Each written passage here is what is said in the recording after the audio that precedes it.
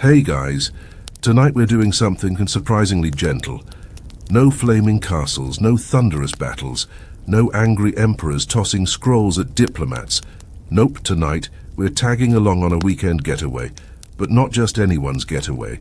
We're joining a samurai, that's right, sword sandals and surprisingly detailed packing strategies. And spoiler alert, you're not going to survive. Not because of duels or ninja ambushes, but because you'd probably get lost trying to fold a kimono without wrinkling the sleeves. So before you get comfortable, take a moment to like the video and subscribe, but only if you genuinely enjoy what I do here. Also, leave a comment. What time is it where you are right now, and if you had to pack for a vacation with no zippers, could you do it? Now dim the lights, maybe turn on a fan for that soft background hum, and let's ease into tonight's journey together. You wake up in the faintest sliver of pre-dawn, the kind of hour where the birds haven't quite committed to singing, and the air still feels like it's holding its breath. Your room smells faintly of cedar and ink. The paper walls glow just enough to see your silhouette as you sit up on the tatami mat. Today's the day. You stretch slowly, not out of laziness, but out of ritual. You are, after all, a samurai of the mid-Edo period, and even your yawns are probably more dignified than most modern job interviews. The first task, dressing. But don't let the calm fool you. This isn't just tossing on a t-shirt. There's a system. You reach for your under kimono, carefully folded the night before. Then comes the second layer, tied with a soft sash. Your hands move precisely without rush, the way your father taught you. The outer robe is darker, heavier, with the family crest embroidered on the back. Not too flashy, just enough for anyone behind you to remember your name. And no, you're not strapping on full armor. This isn't a march to war. This is a weekend retreat, a peaceful journey. So the katana stays sheathed, slung over your back, not like a threat, but like a formality. Kind of like bringing a resume to a tea ceremony, unnecessary but traditional. You step outside. The wooden walkway creaks slightly beneath your feet. The morning fog clings to the earth like silk, and the garden stones shimmer with dew. A cicada hums somewhere far off, already up before its shift starts. Your horse is waiting. Not a warhorse, but a travel horse. Slightly grumpy, probably resents you for waking it so early, but trustworthy nonetheless. Your servant June is checking the packs. He bows briefly and gestures to the supplies. Tea set, clean robes, extra sandals, poetry journal, and the pickled plums you hate but insist on bringing, he says, smiling without smiling. You nod. Of course, a samurai never retreats, not even from sour fruit, and then, as tradition demands, a short prayer. Not dramatic. Just a quiet moment before the journey begins.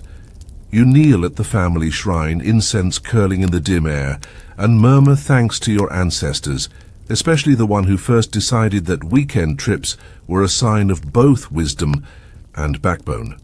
The path is clear today. The spring rains have passed and the road ahead is mostly dry, lined with tall grasses and early irises in bloom. You mount the horse with practiced ease, while Jun shoulders the lighter load.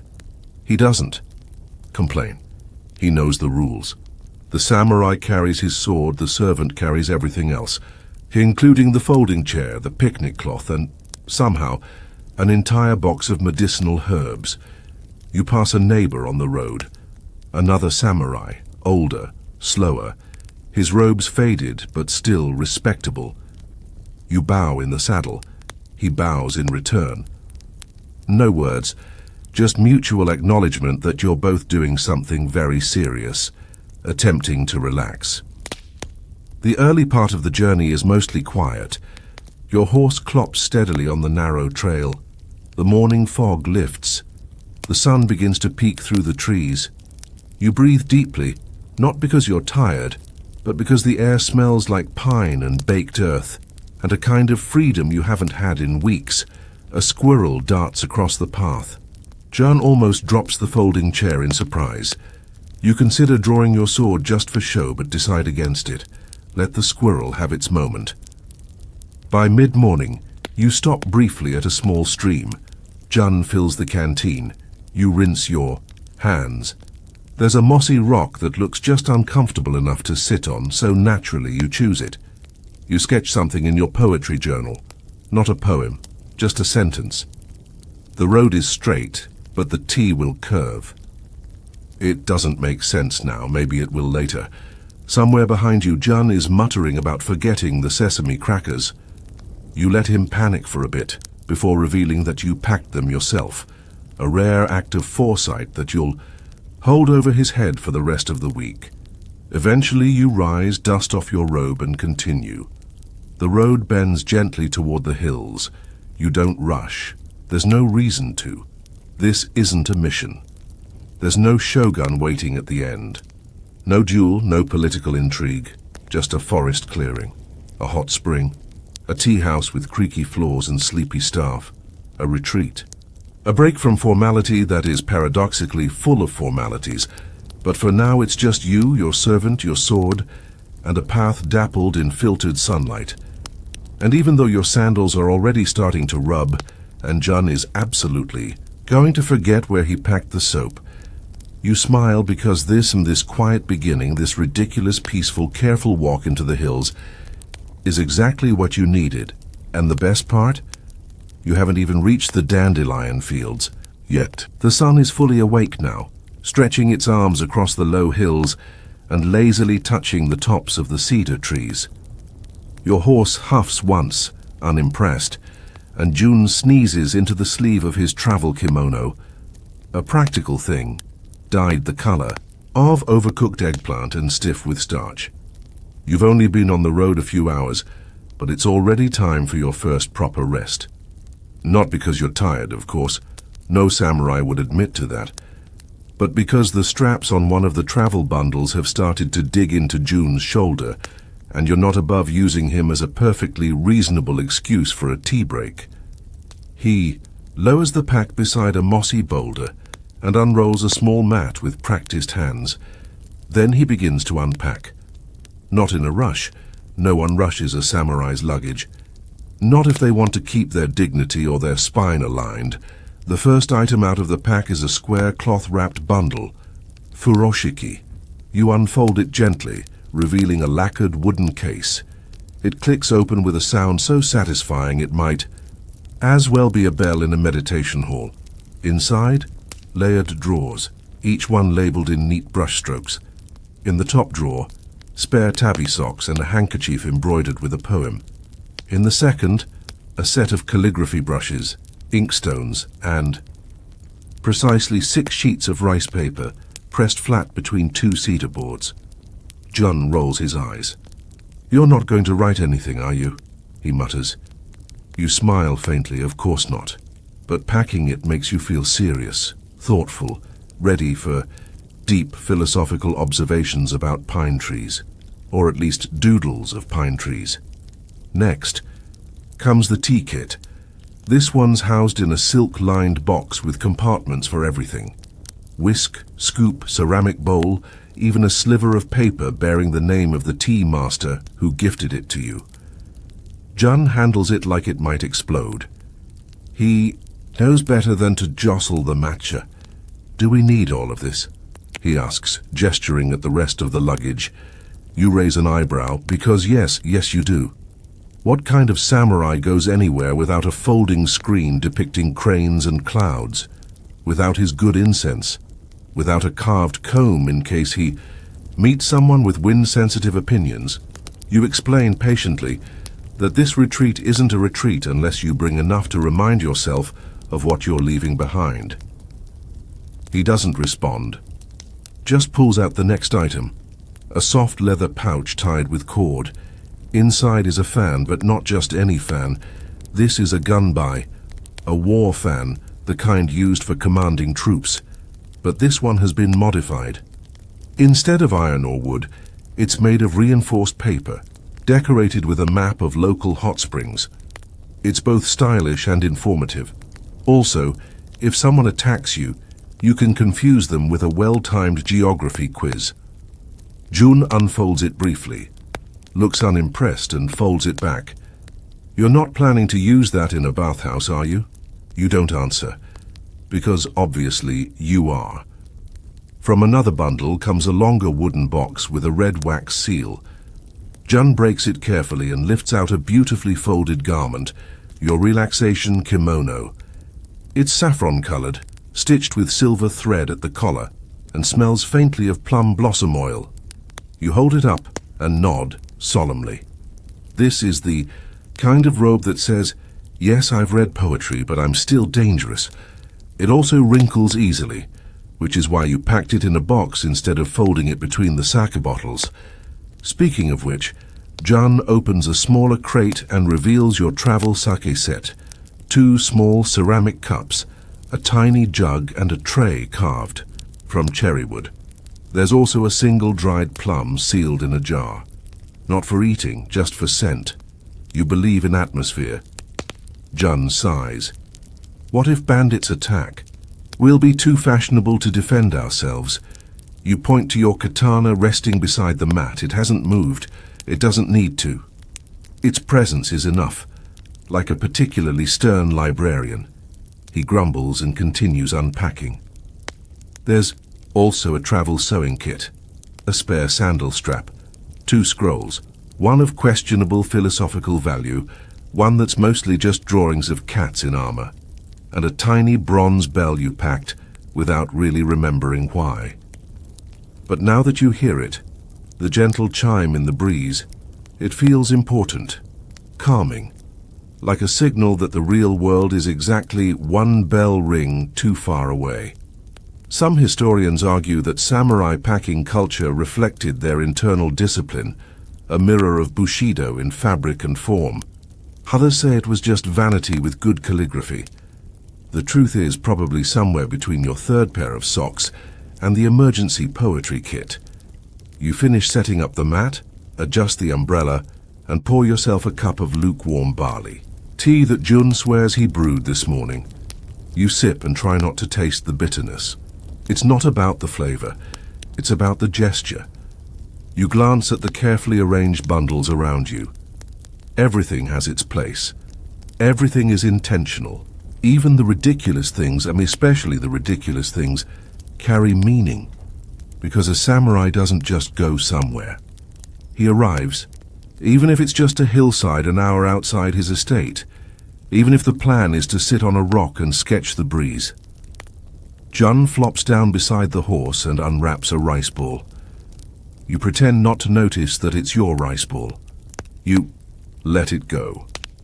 Because this too is part of the ritual. Packing isn't just about the journey. It's about the kind of person you expect yourself to be when you get there. And with your brushes, your robe, your war fan map, and your bell of unknown purpose, you're ready to be exactly that kind of person. The sun's climbing lazily through the late morning haze now, and the path ahead dips gently through a grove of cedars that hum with insects and patience. Your robe rustles faintly as you walk. You've chosen to dismount for a while, more, out of aesthetic principle than necessity. A samurai on foot among tall trees just feels poetic. Jun trails behind, muttering about how your fan has already poked him twice through the pack, and how folding chairs shouldn't squeak if they claim to be heirloom quality. You nod, pretend to listen, and let the sound of cicadas drown him out. You're not ignoring him. You're cultivating a noble silence, because now comes the most delicate part of the journey, choosing who you bring with you. You see, no respectable samurai ever travels entirely alone, unless he's on a dramatic mission of revenge, and this isn't that kind of story. This is a retreat, a gentle, restorative journey. And restorative journeys require an entourage. Your current entourage consists of Jun, logistics and complaints, a rented horse, transportation and skeptical side-eye, and at the next rest stop, you'll be joined by 2 more. Mr. Koji, your part-time haiku consultant, and Miss Hanai, who claims to be an expert in folding napkins into philosophical metaphors. They're waiting at the designated meeting point, a tea house built on stilts, over a lazy river, painted in gentle saffron tones, with a roof so mossy it looks like it's trying to blend in with the forest. You're greeted with polite bows. Mr. Koji's sleeves are already ink-stained. Miss Hanai has folded her scarf into a representation of transience. You're not entirely sure what that means, but it looks very complicated and somehow sad. Koji bows lower than necessary. I brought 3 new poems, he says without being asked. One is about the sound of fish chewing. You nod solemnly, resisting the urge to ask how he knows that sound. Over tea and salted rice crackers, you review your unofficial guest list, not for approval, but for balance. The retreat requires harmony. You can't bring too many poets or the food will go uneaten while everyone debates syllables. You can't bring too many warriors or someone will challenge a pine tree to a duel before sunset. Which is why, later, that afternoon you're met by your final guest. Saburo, your cousin's bodyguard and full-time rain cloud. He's tall, armored even when off duty, and carries a spear he refers to as the roommate. He doesn't say much. He just stands nearby, staring at trees like they owe him money. Jun doesn't like him. Koji fears him.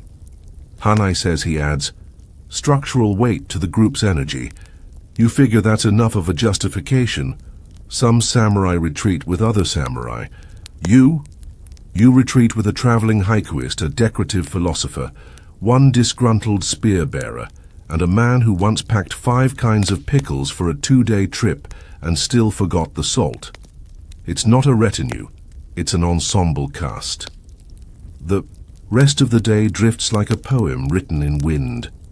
You travel through shaded paths where butterflies bob like punctuation. You pause beside a stream to let Jun cool his feet and argue with Saburo about whether bamboo is technically wood. Hanai folds leaves into miniature cranes and releases them like tiny ships of meaning. Koji composes out loud badly. Dragonfly hovers. In stillness I taste the wind. My tea is too hot. No one responds. That's probably for the best. Somewhere, a crow calls. Saburo glances up like he might duel it. The crow wisely departs. You stop for a short while in a clearing filled with wildflowers, mostly yellow, bending gently in the breeze. Jun unrolls the mat again. Hanai sets out sweets. Koji disappears behind a tree, presumably to commune with moss.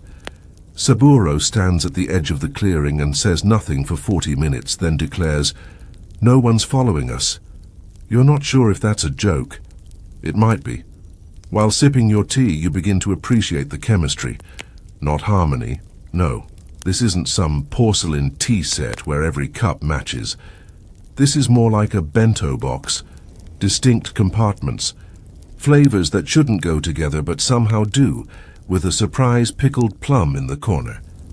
You remember a story from your youth about a daimyo who traveled with an actor, a falconer, and a child who only spoke in riddles. People mocked him, but his journeys were always the most memorable. Sometimes, he said, your soul needs to be surrounded by people who confuse it. That's how it stays awake. Historians still debate whether that daimyo existed, or whether he was a composite of 5 equally eccentric nobles. The scrolls disagree, but the idea lingers like incense clinging to a sleeve. You pack up and continue. The path narrows into a bridge over a shallow stream. Hanai crosses first, arms wide for balance. Koji mutters lines into his sleeve. Saburo marches across like the stream owes him an explanation.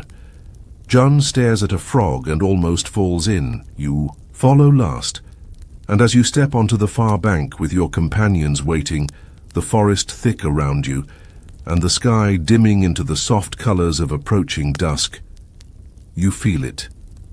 The beginning of retreat. Not just from place, but from self, from duty, from sharpness. You brought the right people, not the most logical ones, not the most compatible. but the ones who'd let you be quiet, or loud, or weird, the ones who would pack badly and breathe well. And as the breeze lifts a few leaves across the path, and Koji recites something about the nobility of moss, you know one thing for sure: you will absolutely need more snacks. By now the sun has started slipping toward the trees, spilling warm honey-colored light across the forest path. Your group has slowed, not because of fatigue, of course, but because Jun insisted on tying his sandal for the third time. Hanai claims the light is now perfect for reflecting on impermanence. Saburo has offered to carry the poetry scrolls, but only if he doesn't have to read them. Which brings you to the most sacred moment of any journey. Breakfast 2, or as it's officially known in your circle, Bua Sang Gyua Juong, the breakfast that happens when the first breakfast was too modest to be taken seriously. Jun sets up a low lacquered tray near a shallow creek. You seat yourself cross-legged on a sun-warmed rock, robe carefully folded beneath you. The meal is simple, by noble standards, but meticulously prepared. There are rice balls, wrapped in seaweed and packed with umeboshi, the kind of sour plum that instantly wakes up your taste buds and makes you question your ancestors' tolerance for suffering. There are slices of rolled omelette, still warm, neatly stacked like edible poetry stanzas. Pickled daikon slices arranged in a spiral, because nothing says casual countryside retreat like vegetable geometry. And of course the centerpiece, the notorious travel pickles, made with layers of daikon, shiso, ginger and vinegar so sharp it once made a courier cry. You try not to flinch as Jun unwraps them, their scent instantly clearing your sinuses and possibly your conscience. Koji, ever dramatic, sniffs once and says, "Ah, the smell of memory." Saburo snorts. "Smells like regret." Hanai, unfazed, arranges her food into a miniature landscape. Rice mountain, daikon river, omelette sun. "Now it's balanced," she whispers. You sip from a bamboo cup of barley tea and take a bite of rice. For a moment, all conversation stills. The forest quiets. A bird chirps once, then politely stops. The sound of water trickling over stones fills the space like music with no intention of being noticed, and then Jun bites into the pickles and immediately regrets all of his life choices. His eyes water. His posture changes. He tries to recover with dignity, but his hiccups betray him. You hand him a handkerchief. Koji pats him on the back and says something meant to be comforting, but it comes out as another haiku. Sharpness in silence. The E. Daikon speaks where swords pause. Let us fear the root, no one claps. Saburo eats an entire rice ball in one bite just to reset the tone. While the group digests, you pull out a small scroll, a local map drawn in soft ink strokes, annotated with poetic commentary. According to the margins, the next clearing contains a pine tree shaped like a crane in prayer, and a boulder that resembles enlightenment if viewed upside down. You suspect the poet-cartographer had either excellent vision or way too much sake.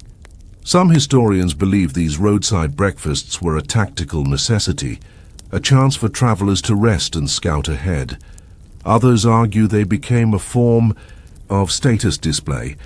The more elegant your food arrangements, the more refined your spirit. Of course, there's a third theory, that everyone just got hungry too quickly because travel is exhausting and pickles do not count as calories. You pack up slowly, wiping lacquered trays, folding the cloths. No rush. The path ahead will wait. You take one final sip of tea, cooled now but still earthy and grounding. Jun, still recovering from his battle with fermented root vegetables, mutters, "We're not stopping again for a while, right?" Hanai nods. "Not until the pine crane." Koji adds, "unless the moss speaks." Saburo offers, "or if someone breaks a sandal again." Everyone looks at Jun. He adjusts his straps in silence. You begin walking again, the ground softer now, layered with fallen cedar needles. The smell of the forest changes. More sun-warmed resin, less morning dew. The world is tilting into afternoon, and the road feels less like a journey and more like a whisper, leading but never pushing. You pass a cluster of stone markers, half sunk in soil. Travel talismans offerings. One has a tiny ceramic cup beside it, filled with what might have once been sake. Another has a faded ribbon tied to its top. You bow slightly, just enough to acknowledge that you are not the first to walk this path, and hopefully not the last. Jun sneezes again. Saburo scans the trees. Koji begins composing a new verse under his breath. And you adjust your sash, flex your feet inside your straw sandals, and smile. Because the worst of the pickles is behind you. The road ahead smells of tea leaves, pine needles, and possibility. The forest gives way slowly, like a curtain being drawn back by a particularly shy stagehand. One moment you're beneath a canopy of cedar and cicadas, and the next, open sky. You emerge into a gentle slope where the grass grows longer, more relaxed, as if even the plants here are on vacation. Below, nestled between two low hills, sits a traveler's rest stop, a shukuba, one of the hundreds scattered across the Edo-period roads, like polite speed bumps of civilization. But this one is special. You know it from the scent before you even see the gate. Grilled miso, fresh soba, and something distinctly mushroom-adjacent. Jun's stomach growls audibly. You pretend not to notice. As you approach, a boy with a conical hat, 3 sizes too, big waves you in. The hat bounces with each enthusiastic bow. You nod graciously. Hanai waves like she's been here before, which, judging by the familiarity with which she critiques the garden stones, might actually be true. Inside the compound, the world feels different. More compact, more intentional. Rooms arranged around a central courtyard, floors swept to an impossible shine, and staff who move with the speed of urgency, but the expression of complete serenity. A woman in a deep teal kimono hands you a damp towel and a cup of cold barley tea with such perfect choreography, you wonder if she used to be a dancer. Jun immediately disappears toward the dining room. You're led to a small tatami room with sliding doors that open onto a koi pond so still, you suspect the fish are meditating. You remove your sandals, fold your outer robe, and sit by the window. The sun rests on your shoulders like an old friend. The sounds of other travelers, distant chatter, the occasional cough, a laugh smothered by etiquette, drift through the paper walls. Rest stops like this were essential during the Edo period. Part postal station, part hotel, part local gossip node. Samurai, merchants, and monks alike passed through, sharing news, food, and occasionally lice, though hopefully not at this one. Historians still debate whether these posts were more for rest or for surveillance, whether their convenience outweighed their subtle role in maintaining shogunate control. You decide not to think about politics on your weekend off. Koji arrives bearing a tray of soba noodles and a story about a woman who once fell in love with a man based solely on how he tied his napkin. Hanai reclines with a fan in one hand and her rice cracker in the other, rearranging the cushions for aesthetics.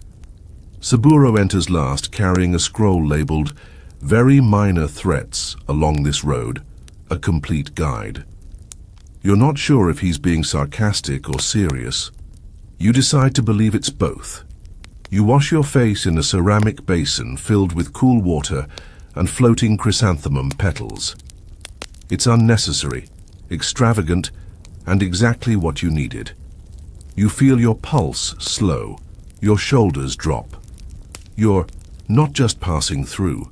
You're arriving cows again. Jun returns with a plate of pickled vegetables and 3 dramatically skewered rice cakes. He looks triumphant. "They let me in the kitchen," he announces. You mentally review the insurance situation just in case. Over the next hour, time dissolves like sugar in hot tea. Food is eaten slowly, not out of politeness, but because chewing feels like a celebration. One of the attendants brings you a soft roll of calligraphy paper and offers to grind your ink for you. You almost cry. Instead, you thank her with a bow so heartfelt, you pull a muscle in your neck. After lunch, you stroll through the inner courtyard. There's a tiny rock garden, a carp pond, and a tree that looks like it grew purely for the sake of being drawn in someone's journal. Koji tries to write a poem about it, gives up, and just draws a small smiley face next to the tree's shadow. Hanai finds a corner of the veranda and folds a lotus shape out of washi paper. For calm, she says, placing it gently on the railing. The wind picks it up and drops it into the pond. Koi investigates, decides it's not food, and swims away with the confidence of a fish who's seen everything twice. Saburo paces the perimeter, occasionally tapping his spear against the stone path. Routine, he mutters when you ask. Also, the noodles were too soft. You don't argue. As the sun begins to tip into late afternoon, the staff prepares your party's departure. The horse is brushed and ready. Your belongings have been somehow repacked better than you remember packing them. Your sandals are warm from the sun.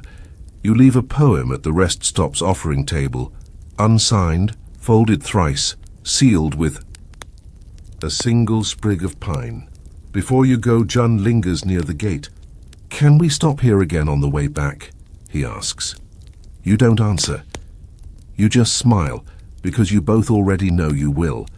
And as you step back onto the road, bellies full, spirits light, path dappled with late sun and the scent of cedar. Again rising, you realize that the best kind of rest isn't about stopping. It's about being allowed just for a little while to unfold. By the time you reach the clearing, the light has softened into that golden glaze that makes everything, trees, stones, even June, look a little more picturesque than usual. The path curves gently, revealing a grove where the air holds still. Like it too is pausing for what comes next. This is not just a rest stop. This is the garden, not the kind filled with manicured hedges and strolling nobles pretending to understand metaphors. No, this is a samurai's garden. Quiet, sparse, deliberate. At first glance it looks like a patch of well-behaved wilderness. But the longer you stare, the more you notice. Every stone is placed with purpose, every branch trimmed with care, every imperfection carefully composed. Jun looks unimpressed. "We're stopping." "Here?" You nod. "It's time." "For tea?" he asks hopefully. "For practice, you correct." He groans audibly, but still unpacks the bundle marked training garb, light use only. You change into your sparring robes, looser, more breathable, still intimidatingly neat. Saburo is already in the clearing, stretching in a way that looks like he's preparing to wrestle a cloud. Koji and Hanai set themselves on the edge of the grove, clearly planning to spectate with snacks. You step into the center of the garden, soft moss underfoot, sword in hand. Not drawn, just held. It feels different out here. No dojo walls, no sensei's gaze. Just trees and space, and that little voice in your head saying, "Remember to breathe." You bow to Saburo. He bows back. There is no formality beyond that. You both know the steps, and so begins the ritual of the garden spar. This isn't a duel. There are no points, no victory, no audience expectations, beyond Hanai whispering, "Try not to get hit in the poetry." The swordsman wouldn't, of course, move slowly at first, testing, measuring. A conversation without words. You step forward. He pivots, you swing, he counters. The rhythm builds like music made of muscle and memory. Jun munches a rice cracker too loudly and gets shushed by both Koji and a nearby bird. The world narrows. The wind pauses. You forget time. Your breath syncs with your feet. Your eyes track more than movement. They catch intention, possibility. You recognize when Saburo begins to smile, just a little, because he forgot how satisfying this was. And then, with a final clash, the practice ends. You step back, both panting gently, bows exchanged again.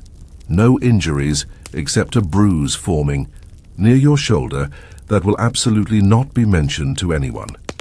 Especially Koji, who has already begun writing something called The Warrior's Quiet Ache.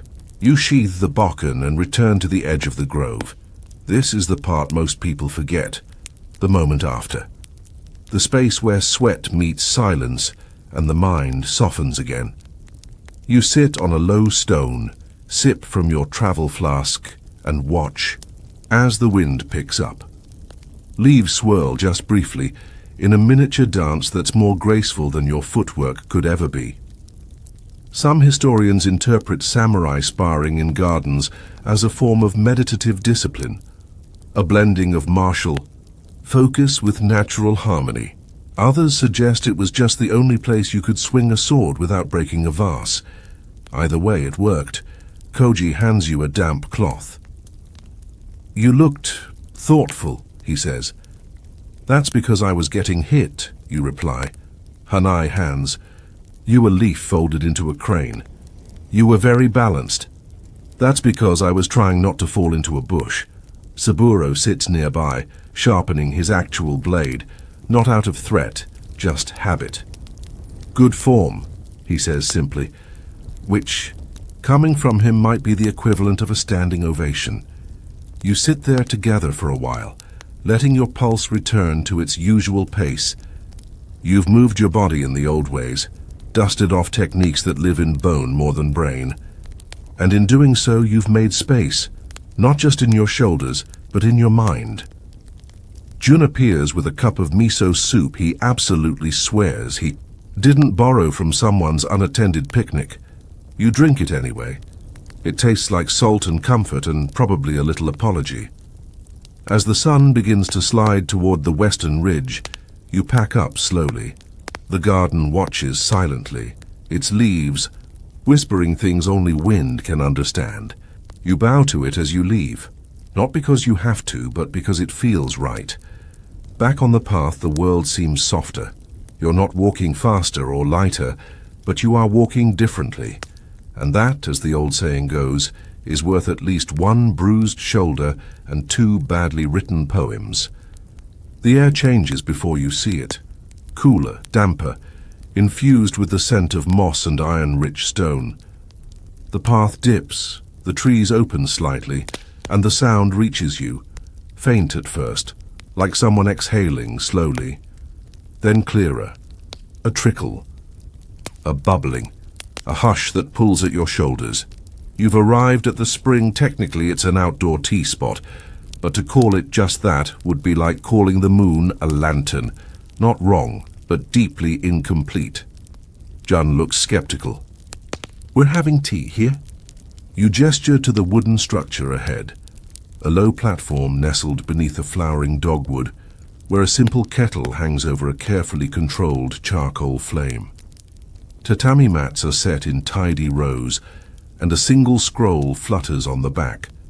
Wall bearing 1 brushstroke, lang. Silence, Hanai gasps softly. Oh, this place. She tucks her sleeves tighter and straightens her posture. Koji removes his sandals with something approaching reverence. Even Saburo gives a barely perceptible nod, which in his emotional vocabulary is somewhere between thunderous applause and writing a thank you note. A woman in a plain robe greets you with a bow so deep it seems to pull time with it. Her sleeves whisper as she moves. She doesn't ask your name, as she already knows. Doesn't ask what kind of tea you prefer. That decision was made for you by the season, the weather, and the current direction of the wind. Jun tries to sit, cross-legged, fails, and folds himself into a shape best described as socially acceptable discomfort. You take your place. The ceremony begins, not with a flourish, not with a speech, but with a wipe, the slow, careful cleaning of the tea bowl, as if clearing away the invisible dust of 1,000 unspoken thoughts. Then the scooping of matcha. Then the water, poured from the kettle in a stream so perfect, you wonder if gravity rehearsed for this, the whisking, a quiet storm in a ceramic bowl, and finally the offering, the bowl placed in front of you, turned just so, with the kind of precision that makes you aware of every breath you've ever taken. You lift the bowl, it's warm, you turn it slightly as taught, you drink, and for a moment, no words, just the bitterness, the froth, the whisper of the forest around you, the way the moss seems to lean in to listen. Jun sips, coughs once, then immediately pretends it didn't happen. Koji closes his eyes, as if storing the memory in his ribcage. Hanai dabs her lips, with a silk square that may or may not also contain a haiku. Saburo drinks without ceremony, sets the bowl down with a faint thunk, and mutters, "Acceptable." The tea master smiles, just barely, then moves on. The second round is slower, not because of process, but because your brain has started to shift. There's no rush. There's only now, the steam, the trees, the soft tap of whisk against ceramic. Some historians say outdoor tea ceremonies emerged as a way for samurai to practice humility, a ritualized stripping of status through shared simplicity. Others argue they were simply an excuse to drink something warm while admiring strategically placed moss. You suspect it's both, and neither. The tea isn't just tea, it's a reset button in liquid form. By the third bowl, you've stopped watching the movements and started feeling them, the rhythm of the host's steps, the angle of the bamboo ladle, the hush that blankets everyone like freshly fallen snow. Even Jun has gone quiet, mostly because he's trying not to fall asleep upright. Hanai begins folding napkins into the shape of clouds. Koji sketches the tea bowl instead of writing about it. Saburo shifts his weight once. That's all. When the ceremony ends, it doesn't feel like an ending. More like a stone sinking slowly into water, disappearing without splash but sending ripples through everything. You rise, bow, and step back into your sandals. They feel tighter now, or maybe your feet are just more aware of themselves. The tea master offers each of you a small packet wrapped in green paper. Inside, a single roasted tea bean. To carry the silence with you, she says. You tuck it into your sleeve. As you walk away, the forest feels different. It's not quieter. You're just listening better. Every twig snap is a conversation. Every bird call a suggestion. Even Saburo's sigh feels like a well-placed comma. You glance at your companions. No one speaks, not yet. There's a mutual agreement, unspoken, unvoted on, to carry this stillness a little longer. And as the path bends toward the next leg of the journey, you realize that might have been the best cup of tea you've ever had. Not because of the taste, but because for the first time in a long while you actually noticed it. The tea still lingers in your chest, not in taste but in temperature, a gentle warmth, a reminder, the kind of feeling that doesn't demand attention but refuses to leave. You walk slower now, not out of fatigue, but as if the ground itself is something to be savored. The sun dips lower, casting elongated shadows that stretch lazily across the path. Someone, probably Koji, hums under their breath. The tune sounds like a lullaby for tired trees, and then like an unexpected punctuation mark at the end of a quiet paragraph, you see it, the steam. It curls upward behind a line of bamboo, white and steady, like smoke from a secret fire. A sign hangs on a worn post ahead, its characters faded but familiar. You've arrived, the onsen, the hot spring. Jun gasps like he's seen a divine revelation. Finally, he says, dropping his pack with the kind of drama usually reserved for theater stages and lost love letters. Hanai claps politely. Koji bows toward the rising steam, possibly in reverence or possibly just because he likes bowing. Saburo says nothing, but his eyebrows shift a fraction of a degree, which for him is the equivalent of a full standing ovation. You approach the bathing house. It's simple. Wooden beams, sliding doors, moss creeping politely along the base. There's a bucket of smooth stones at the entrance, arranged in a spiral, a silent invitation to step carefully. Inside, the changing room smells of hinoki and damp straw. You remove your robes with the care of someone undressing a memory, slow, deliberate, with respect for the folds. Jun tries to whistle. Hanai hisses at him. The silence resumes. You step into the bath, and then weightlessness. Not literal, but close. The hot water wraps around you like a silk kimono stitched from clouds and melted mountains. Your muscles release tiny sighs. Your spine forgets it ever stood for anything. Your mind, so recently sharp from tea and swordplay, softens into a puddle of present tense. Steam swirls above the surface. The bamboo fence creaks occasionally. Somewhere a frog sings. It is objectively a terrible singer. You love it anyway. Jun sinks into the water beside you and immediately begins regretting every complaint he's ever made. I would fight, a bear, to protect this feeling, he murmurs. Koji dips his ink-stained fingers and declares the water a metaphor for the self-dissolving. Saburo simply leans against the edge, eyes closed, arms crossed, looking like a statue commissioned to intimidate relaxation itself. You tilt your head back. The sky is visible through the open ceiling. A few clouds drift by, slow, uninterested, ancient. You feel like they've been watching this bath for centuries and still haven't gotten bored. After some time, minutes, hours, it doesn't matter. Hanai begins reading softly from a scroll. It's a poem. Something about moonlight on whetstones. You don't remember the words. You remember how her voice bends gently at the end of each line, like willow branches in wind. Then she stops. Not because she's finished, but because that was enough. The bath becomes a shared silence. Again, not heavy, not awkward, just together. You breathe, you float. You forget how to worry. Some historians claim samurai used hot springs to recover after battle, to soak wounds, to find momentary peace before returning to duty.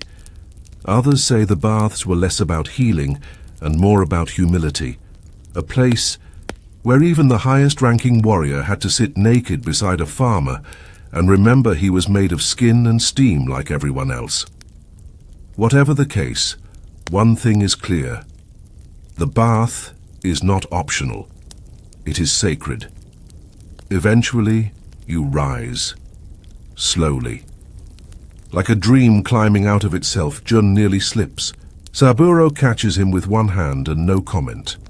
You dry off with thick cotton towels, change into loose robes that smell faintly of cedar and old paper, and step back into the world reborn, soft-footed, glass-eyed, and steeped in serenity.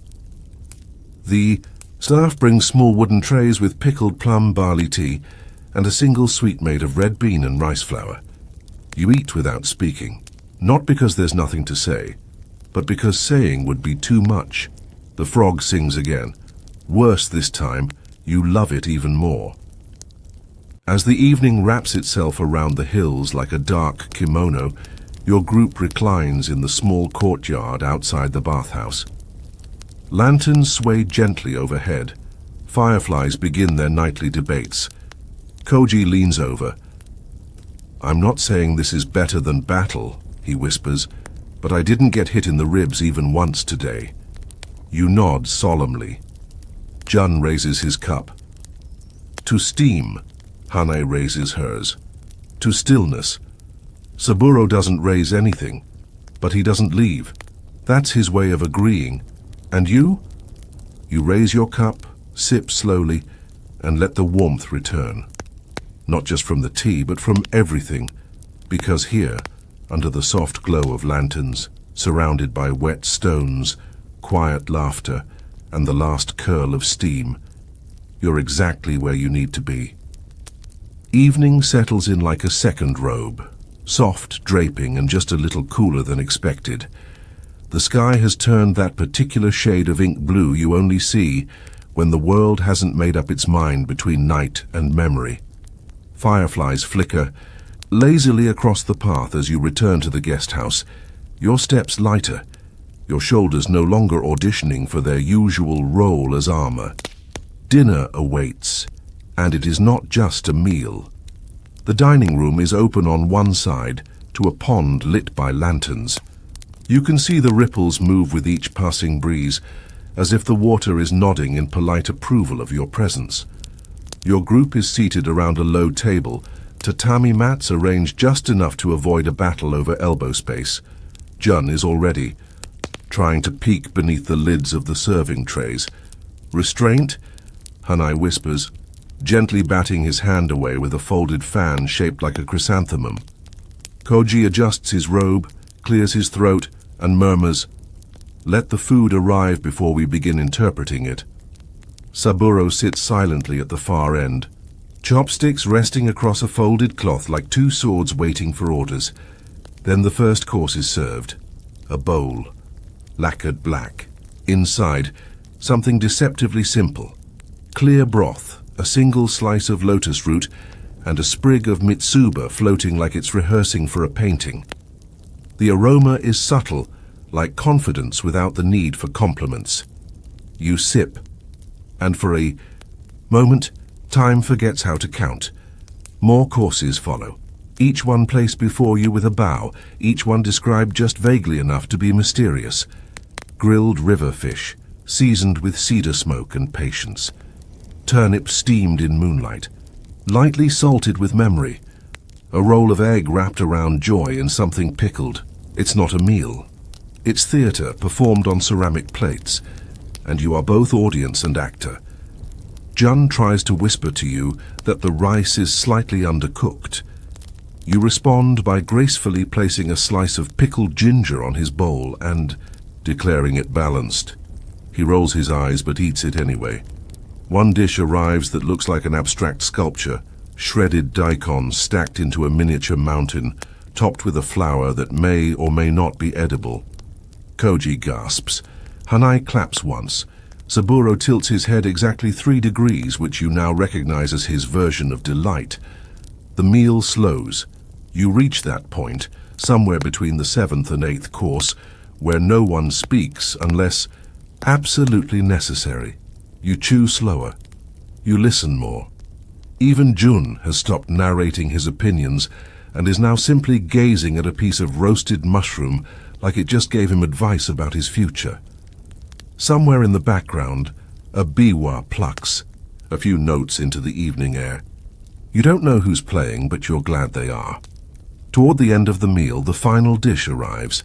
Grilled mochi wrapped in bamboo leaf, still steaming, served with a cup of plum wine so small you feel guilty blinking while holding. Eat you sip. It's warm, sweet, a little sharp, like every good ending. Some historians say that samurai meals on retreat were meant to reinforce balance, a reflection of nature, discipline, and the art of knowing when to stop. Others claim it was about signaling wealth without arrogance, a display of taste rather than excess. But you suspect it was something simpler, an act of attention. Because tonight, every bite feels like it matters. Not because it's rare or expensive or hard to make, but because you're here fully present, not sharpening anything, not measuring anyone, just tasting. After the final bow from the kitchen staff, your group remains seated for a long while. No one wants to move first. The air is thick with gratitude, not the loud kind, but the kind that lives in stillness, in soft exhalations, in the clink of a teacup being set down for the last time. Jun breaks the silence by letting out a sigh so content it could be framed. "I'd fight another bowl of that egg," he says. "Don't fight," Koji replies. "Write." Hanai has already folded a napkin into the shape of a sleeping fox. She places it beside your cup and whispers, "For protection, against indigestion." Saburo stands, bows once, and leaves. No one stops him. He's probably going to do a perimeter check, or a midnight duel with a tree. Either way, you trust he'll come back with leaves in his hair and satisfaction on his face. You rise, step out onto the veranda. The pond below reflects the lanterns like memories too shy to stay put. The stars have arrived. And for the first time, in many weeks, maybe longer, your stomach is full, your heart is quiet, and your mind isn't asking for more. You take a final breath of the night air and let it stay with you. Saburo rises last. He nods, toward you, toward the pond, toward the night. You nod back. For now, words are optional. You return to your room. The lamps are low. The shoji screens cast pale shadows. Your sleeping mat is already prepared, perfectly aligned with the grain of the floor. Your robe hangs beside the window, still carrying the faint scent of plum wine and cedar.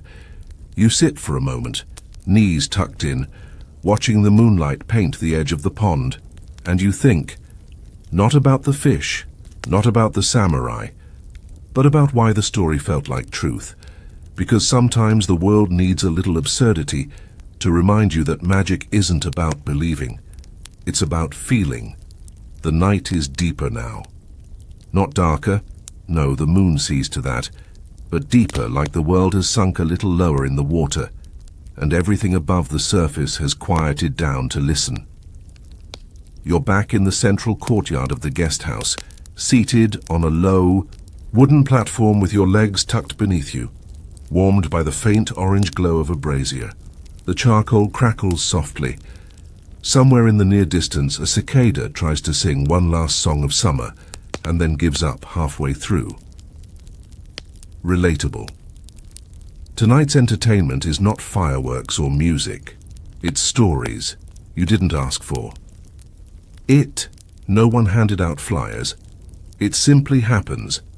The same way dusk happens, the same way moss grows on the north side of trees without asking for permission. The storyteller arrives in silence. He's older. His beard has more volume than his voice. His robe is the color of stone after rain. He wears no sword, only a sash tucked with dried ginkgo leaves and a small pouch of roasted chestnuts, which he hands to Jun without explanation. Jun accepts, them as if this is a normal transaction.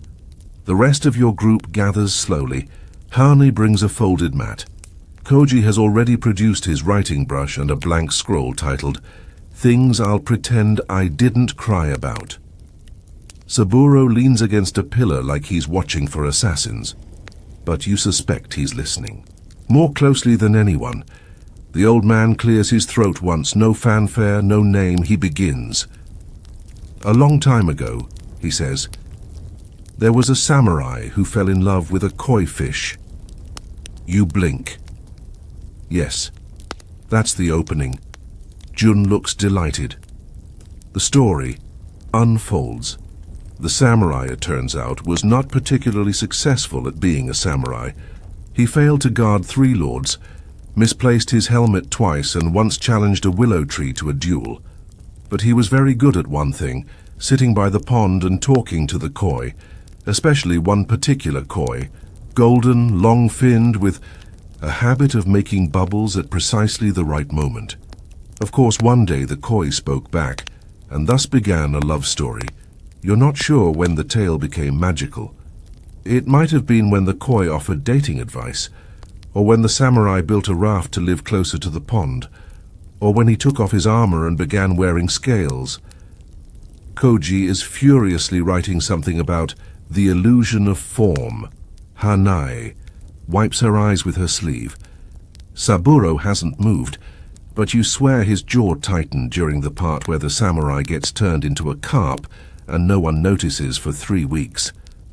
The story ends not with triumph, not with tragedy, but with a whisper. They were last seen swimming together beneath the lotus leaves, the old man says. And when the pond freezes in winter, the villagers say you can still hear them speaking, very slowly and always with laughter. Silence. Even the charcoal stops crackling for a moment, then a soft gust of wind. You don't clap. That would feel wrong. Instead, you bow your head. The storyteller bows in return. He stands, pats Jun once on the head. Jun doesn't react, possibly overwhelmed by emotional chestnuts, and walks away. No one stops him. No one asks his name. He simply disappears into the shadow of the veranda as if he was always part of the guest house and just stepped out for a little while. You sit there for a long time. Koji reads over his notes, then tears the scroll in half and lets the wind take it. "Can't be improved," he says. Hanai folds a paper fish from an old napkin and places it in your lap. You say nothing. You keep it. Something real, even if the details are wildly improbable. You lie down.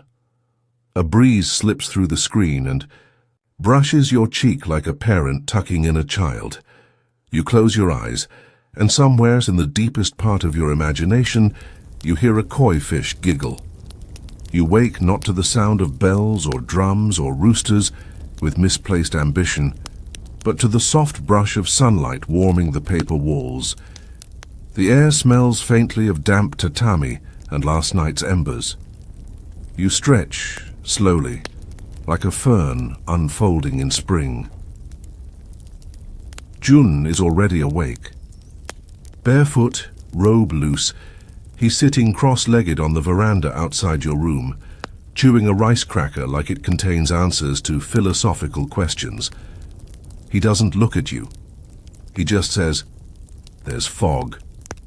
You join him, stepping silently across the floor. And yes, there it is. A light mist curling along the surface of the pond, making the lanterns appear half-dreamed. The world looks barely finished, like someone painted it and hasn't added the outlines yet. No one rushes, not today, not after that story. The morning is a slow poem. You sip barley tea while the steam rises in gentle spirals. Koji wanders out, wrapped in a robe that might be inside out. He offers a sleepy bow and sits beside you, with the sigh of a man whose spirit just remembered it lives in a body. Hanji appears moments later, already composed, already folding something, this time a napkin shaped like a morning lily. Saburo steps out last, hair damp, eyes alert, mouth silent as ever. He nods. You nod. That's enough. Breakfast is served. Outside today, a tray for each of you. Grilled fish, miso soup, pickled plum, rice steamed so perfectly it should get its own haiku. You eat slowly, not because of etiquette, but because chewing feels like participation in the fog.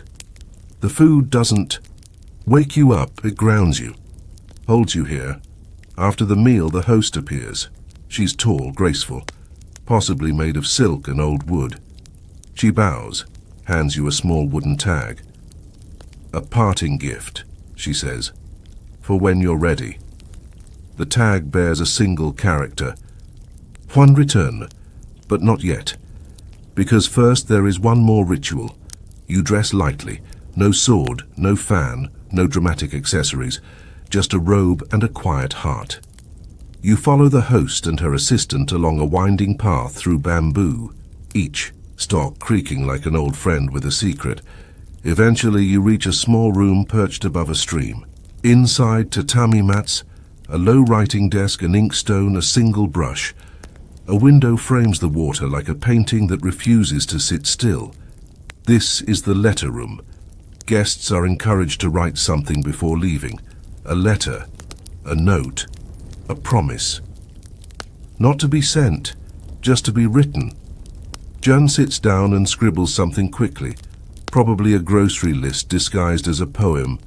Hanai writes on washi paper so delicately, the characters look like they're whispering. Koji pauses for a full 10 minutes before writing a single word again. Saburo does not write. He just stands near the window and watches the stream with the intensity of someone considering its military advantages. You sit last. Your brush hovers. What do you write after a retreat like this, after tea and pickles and fish with poetic opinions, after sparring under cherry trees and bathing in water that remembers who you are? Eventually your hand moves. You don't write a letter. You draw a koi. Just one. No words. No explanation. Then beside it a circle, closed, whole, quiet. You leave the paper on the desk, weight it with a pebble, and step back into your sandals. The stone path feels warmer than expected, the sun now beginning to burn off the fog. The world reappears slowly, like it's remembering how to be awake. The group gathers at the entrance. Your bags are packed, your robes folded, your sleeves filled with more peace than packing lists. The air is different now. Not sad. Just full, like you've added something to it, or maybe just remembered how to breathe inside it. Koji bows to the host. Hanai gives her a folded paper crane. Jun hands over the chestnuts from last night's storage, or what's left of them, and promises to visit again. Saburo does nothing, which by now you understand means everything. You bow last, not out of obligation, but out of gratitude. The kind that doesn't need applause or explanation. And then you walk, back onto the path, back into the sound of birds, back into the smell of pine. The retreat is over, but the stillness, the thing you came for even if you didn't know it, walks with you now, in your sleeve, in your steps, in the space between words, and somewhere tucked inside a folded letter or the steam rising from your next cup of tea, it will wait for you until you return. The road home begins not with fanfare but with dust. A soft trail of it kicks up beneath your sandals, coating the hem of your robe and the corners of your thoughts. The path curves gently downhill, flanked by pine and camellia, and your party walks in a slow, unhurried rhythm, like you're not returning from somewhere but simply continuing something. Jun is humming. You don't recognize the tune, possibly something he invented between pickled plum and nap time. Koji is scribbling in his scroll again, this time with actual focus. You suspect he's composing his retreat reflections, part poetry, part philosophical rambling, part questionable mushroom recipes. Hanai carries a bundle of fresh tea leaves someone at the inn gifted her. She occasionally opens it to sniff the scent, then closes it again with reverent flair. Saburo. Well, Saburo is quietly carving a new walking stick with a short blade, and a face that implies the stick was rude to him in a previous life. You say nothing, because this part, the return, doesn't need much narration. It needs presence. The day. Sun is just above the treetops now, casting long shadows across the road. The kind of light that makes everything seem both important and very, very temporary. You pass by the same stone marker from the first day, half covered in ivy now. You bow to it again. It feels different this time, not heavier, just quieter. Jun clears his throat. I've been thinking, he says. Everyone tenses slightly. What if, he continues, next time we bring a folding table? You know, for writing. Or snacks. No one responds. That's a yes, he concludes cheerfully. You smile despite yourself, because he's not wrong. Next time will come, and you probably will bring something ridiculous. A folding screen maybe, a tiny stove, a travel-sized haiku emergency kit. Who knows? But for now, you're content with what you carry. Literally, and otherwise, eventually, your group reaches a fork in the road, not metaphorical. An actual fork. Two paths, one leading east toward Hanai's village, the other north toward Koji's family estate. You stop there under a tree that seems to have been waiting just for this purpose. No speeches, just nods. Koji presses a folded piece of washi into your palm. Don't unfold it until after dinner, he says, eyes twinkling like he's written something either profound or incredibly offensive. Hanai bows. I thank you for the quiet, she says. Jun hugs her. She doesn't protest. That alone is a miracle. Saburo stands there like a statue until Koji raises an eyebrow. Then he nods once to the group, once to the tree, and disappears down the left path without another word, possibly to rejoin a secret order of minimalist bodyguards. You and Jun continue northward. The path is flatter here, more familiar. The trees part to reveal rice fields stretching into the distance, their golden stalks swaying like they've missed you. Jun walks beside you now, not behind. A small but meaningful shift. You think they'll notice we're calmer, he asks. You glance over. At home, I mean, you shrug. If they don't notice, that's fine, he nods.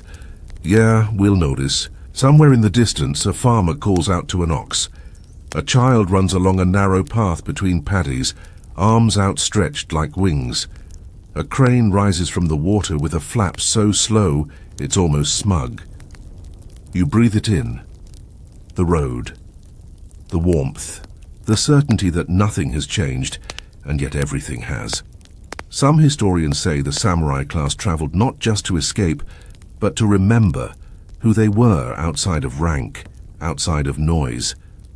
That the road itself was a kind of mirror, showing you what you forgot you were carrying. Others argue it was simply tradition, a way to show refinement, to visit shrines, to buy expensive souvenirs and pretend they had spiritual significance. You see, think perhaps both are true, and maybe the road didn't just reflect you, maybe it refined you, one step at a time. By mid-afternoon, your estate comes into view. The rooftops shimmer in the sun. The gate looks smaller than you remember. Or maybe you're taller now, even if just in spirit. Jun lets out a breath. We're home, you nod, and you realize, for the first time in a long while, that the word doesn't feel like a weight. It feels like a welcome. The gate creaks open like it's been waiting for you. A little stiff, a little theatrical, but unmistakably welcoming. You step inside. The gravel of your courtyard crunches underfoot in that oddly satisfying way that tells your ankles they're home. Jun exhales with the drama of a man who has survived both war and mismatched footwear. Everything is where it should be. The wooden planks of the porch are still warped from last summer's rain. The lantern still hangs slightly crooked from the plum tree out front. And the koi in your small garden pond, yes, the very same ones that ignore your presence unless you're holding food, swim in lazy circles as if you never left. But something's different. Not in the things themselves. In you. You drop your travel pack by the door, resisting the urge to immediately sort everything. Instead, you just stand there, letting the quiet do what it does best. Jun, however, is already muttering about laundry. You let him. It makes him feel useful. Inside, your house feels exactly as you left it. Dust in the same corners. Scrolls left halfway open on your writing table. A forgotten cup of barley tea that may now qualify as a historical artifact. You sit on the veranda. And that's when you realize what you're really doing. You're unpacking. Not your things, and though eventually, yes, the travel fan and the tea whisk and the sachet of salt-dried mushrooms will need to be put back where they belong. But you, the version of you that left a few days ago, that version needs to be rearranged. So you begin. First, the letter. From Hanai. You unfold it carefully. It's not a letter really, as it's a sketch. A single brushstroke of a pine tree bending over water with a caption that reads, "So we do not snap." You smile. Then, Koji's washi paper. You unwrap it under the fading afternoon light. It says, "Come back soon. We didn't finish talking." About silence. Underneath, in tiny script, "P.S. Don't let Jun make the tea unsupervised. You don't cry." But something loosens behind your ribs. You place both notes on your desk and open the drawer with your travel journal. The cover is worn now, the spine slightly cracked. You thumb through the pages. Ink stains, diagrams of meals, one crushed petal from the tea ceremony garden. And there, near the back, is your final entry from the night before you left. Iti-hai. Reads, "Try to bring back more than tired feet." You close the journal, and you realize you did. Jun calls you for dinner. Rice and egg, simple and warm. You sit together in the kitchen, where the light from the lanterns makes everything look like it's been filtered through memory. He talks about restocking the pantry, how the neighbor's rooster has been overly ambitious, how someone delivered a message while you were gone but forgot who it was from. You nod. You listen. You don't need to fix anything tonight. Afterward, you walk through the garden. The moon has risen now, silver and wide, painting the stone path with shadows that look like poetry without words. You kneel beside the koi pond, the same pond you've ignored for years, the same fish, the same shape of reflection, but now it means more, not because anything's changed out here, but because something has shifted in here. Some historians write that samurai retreats were about balance, about learning how to return, not just how to depart. That leaving is easy, a packed bag and a destination. But returning, that takes care. You think they're right. You take a deep breath. Not the kind you take when preparing for battle. The kind you take when preparing for peace. And as the wind rustles the plum blossoms above you, as the koi ripple, the water just enough to break your reflection into something beautifully flawed, you whisper, not loudly, not even aloud, I'm back. But not the kind that the next morning begins with stillness.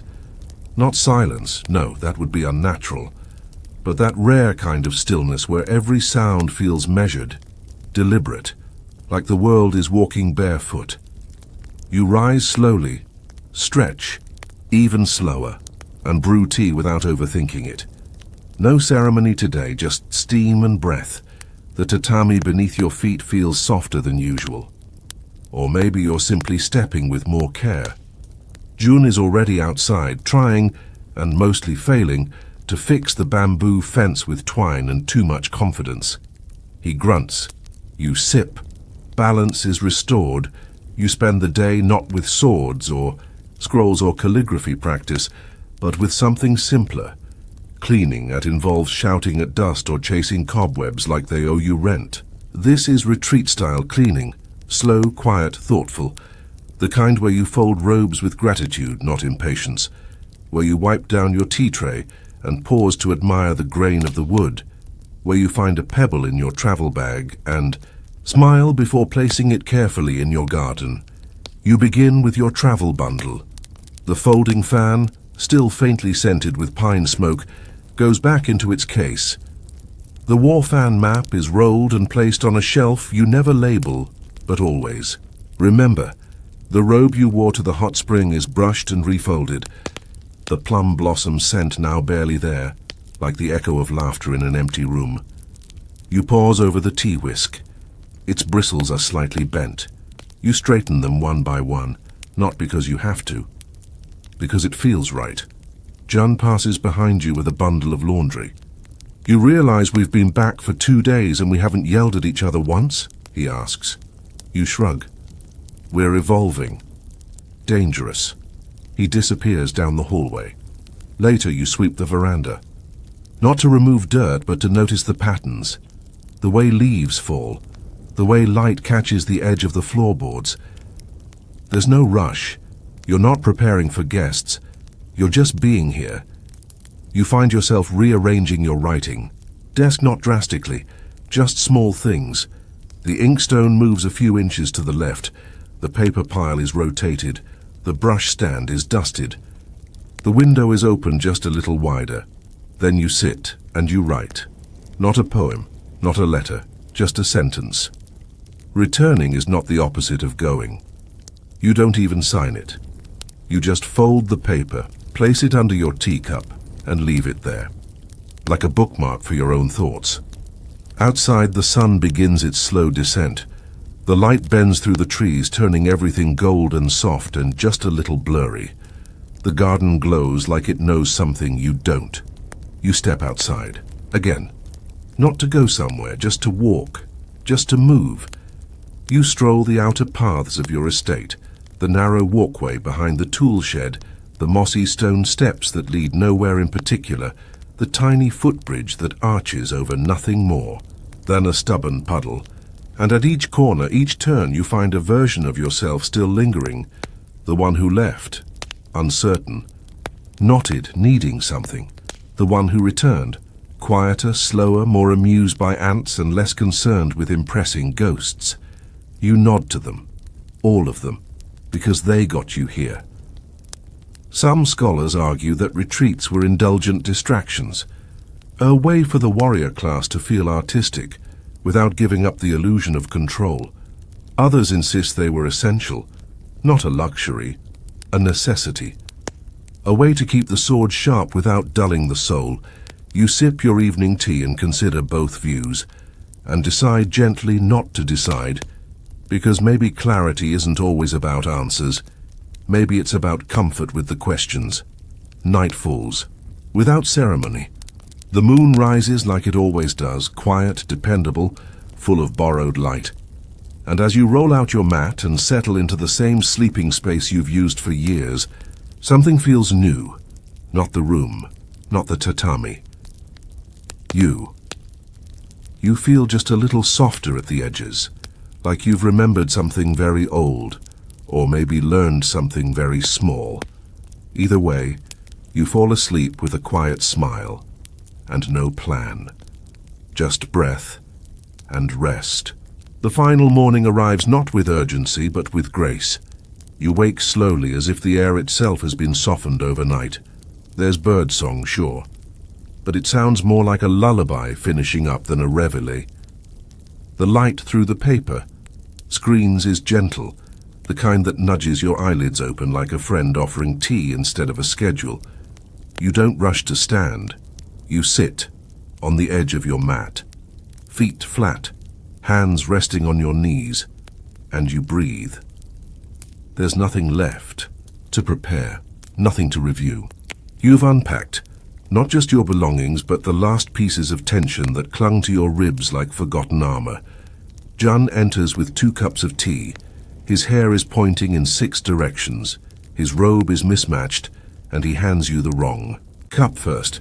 You don't correct him. He sits, sips, and after a long silence says, "So, did it work?" You raise an eyebrow. He clarifies. "The trip, the walking, the fish, the steam, the rice that made me cry, all of it. Do you feel different?" You don't answer right away. Not because you don't know, but because the answer is too quiet to be spoken quickly. Eventually you nod. Not dramatically. Just once. Jun nods back. "That's good," he says. Then he slurps his tea like a man determined to break the mood before it gets too soft. You finish yours in silence. Outside, the garden shimmers slightly with the early dew. A dragonfly hovers over the pond, like it's deciding whether or not to be part of your symbolism. The koi stir, unbothered by anything. You rise and take one last walk around the estate. This is the part no one ever writes down. The last walk. The slow circling of a place you know too well, seeing it again as if it's been rewritten during your absence. The stone step that used to creak, now silent. The bamboo fence you've promised to fix since last year, still leaning like it's tired of waiting. The wind chime that only rings at the exact moment you're about to turn away. It's all exactly as you left it, and entirely new. Somewhere in the distance, a child's voice calls out. A cartwheel creaks. A dog barks once. The world has returned to its rhythm, and you, for the first time in a long while, are in step with it. You find yourself back at your writing desk.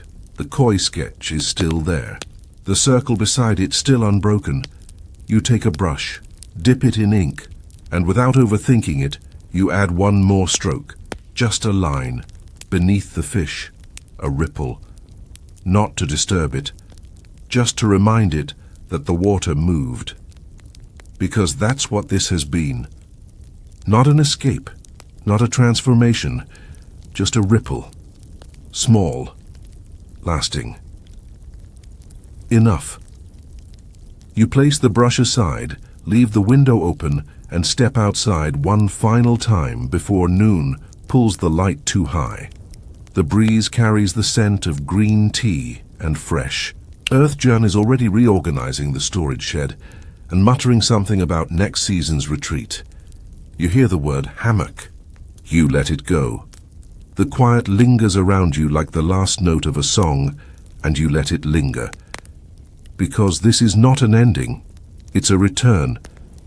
But not to the version of you who left, to the one who listened and learned and slowed, and now knows how to bring silence home without needing to carry anything at all. So as the wind lifts one final leaf into the sky, you whisper to no one in particular, "I'm still here." And in the stillness that follows, you hear the village answer, not with words but with peace. End of script. Sweet dreams.